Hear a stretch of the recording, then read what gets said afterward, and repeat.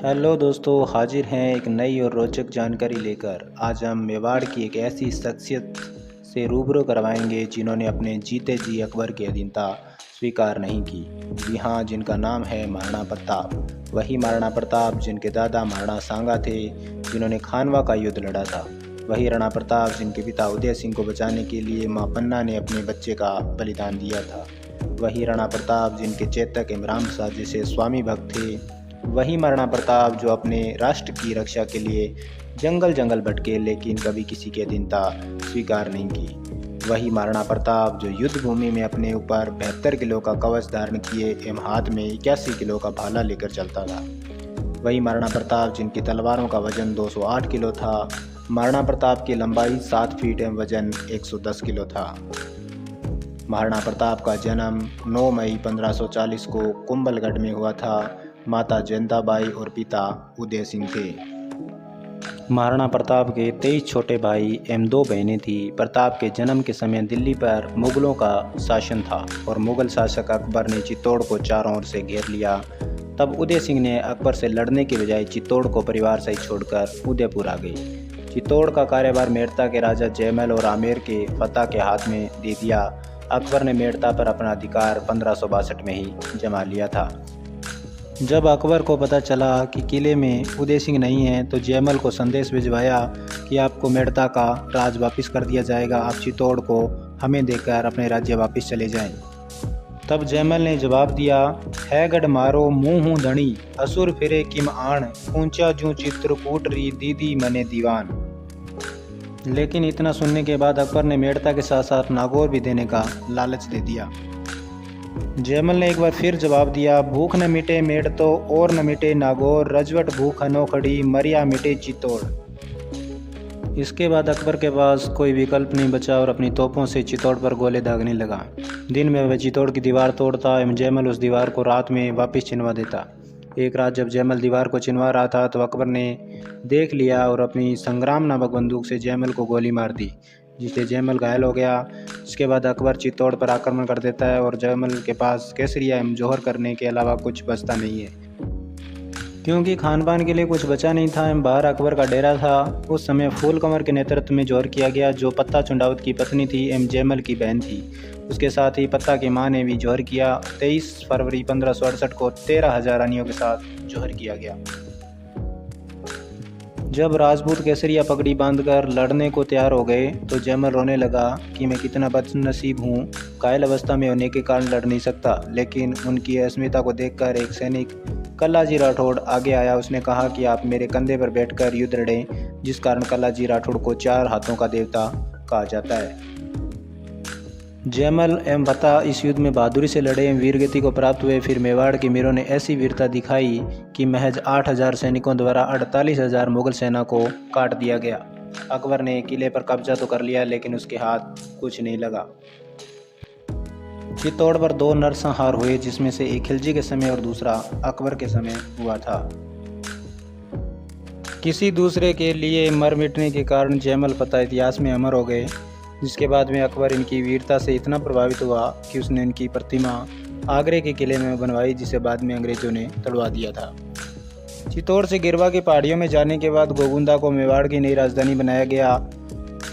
1568 में राणा उदय सिंह की मृत्यु हो गई और जिनकी मृत्यु से पहले उनकी प्रिय रानी के बेटे जगमाल को राजा घोषित करवा देती है। मेवाड़ में एक प्रथा थी कि जब भी किसी राजा की मृत्यु होती थी तो उनका उत्तराधिकारी उसके अंतिम संस्कार में भाग नहीं लेता था। लेकिन प्रताप को उदय सिंह के संस्कार में देखकर सभी लोग हैरान थे, जिसे देखकर प्रताप के ननियाल से मानसिंह सोनकरा ने कहा कि प्रताप को राजा क्यों नहीं बनाया गया।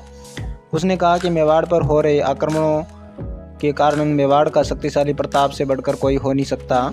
और उस समय राजा के राज तिलक का जो अधिकार था वो सुलंबर के सामंत के पास था। तो मानसिंह ने सुलंबर के सामंत कृष्णदास से सहमति पूछने पर उन्होंने भी प्रताप के नाम की सहमति दी। सामंत एवं जनता के द्वारा प्रताप को राजा बनाया गया।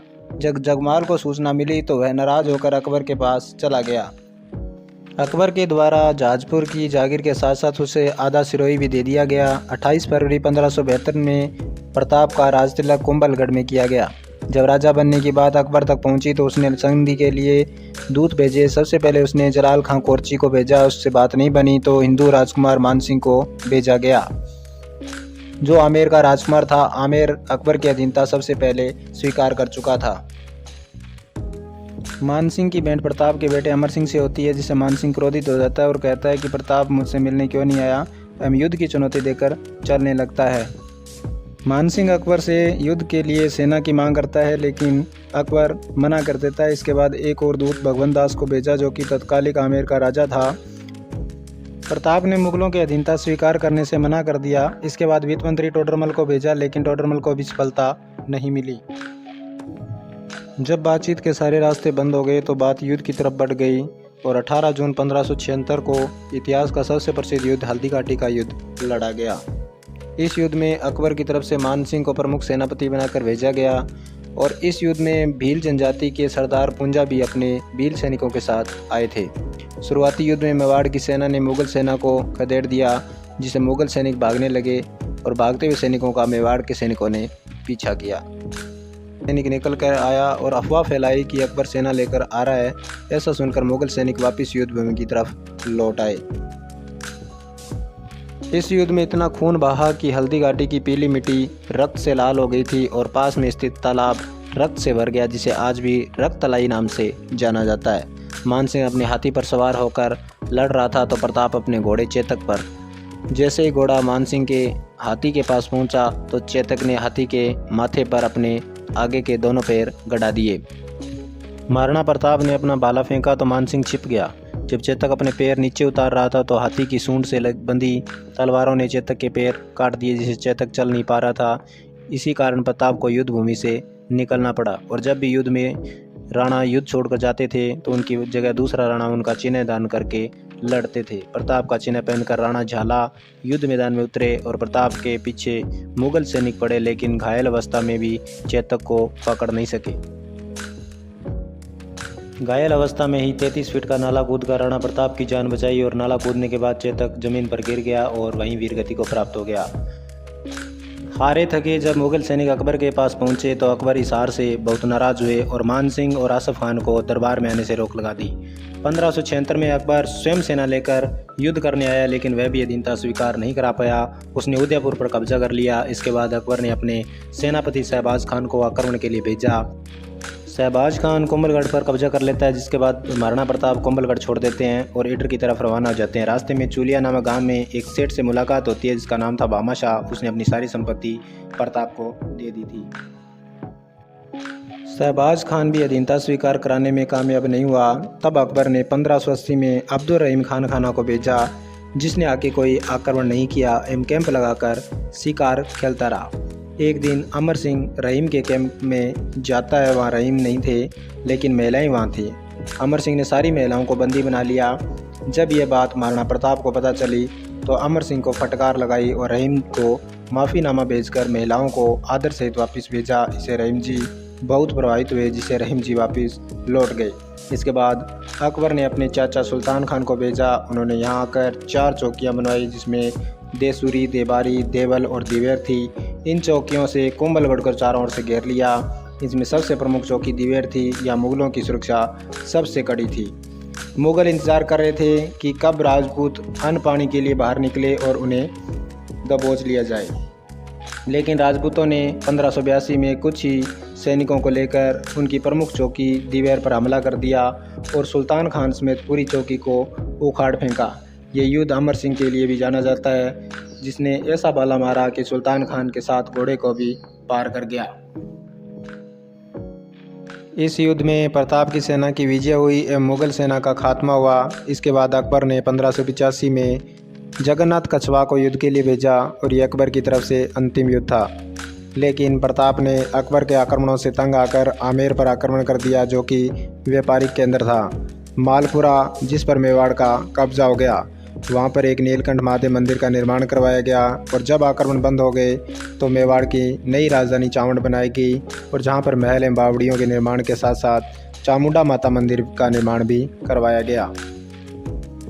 और दोस्तों, चावंड से ही मेवाड़ चित्रकला की शुरुआत हुई। यहाँ का मशहूर चित्रकार था नसीरुद्दीन। इसके बाद अकबर ने मेवाड़ की जिस जगह पर कब्जा किया था वो वापस लिए गए। इसमें से 2 किले चित्तौड़ एवं मांडलगढ़, इन किलों को छोड़कर संपूर्ण मेवाड़ को वापस जीत लिया गया। 19 जनवरी 1597 को महाराणा प्रताप ने चावंड में अंतिम सांस ली। कहते हैं यह समाचार सुनकर अकबर भी रो पड़ा था। तो दोस्तों ये थी शक्तिशाली पराक्रमशाली महाराणा प्रताप की कहानी। तो दोस्तों महाराणा प्रताप के सम्मान में आपके क्या विचार हैं हमें कमेंट बॉक्स में ज़रूर बताएं। अगर चैनल पर नए हो तो चैनल को सब्सक्राइब करके बेल आइकन दबाना न भूलें। मिलते हैं एक नई जानकारी के साथ।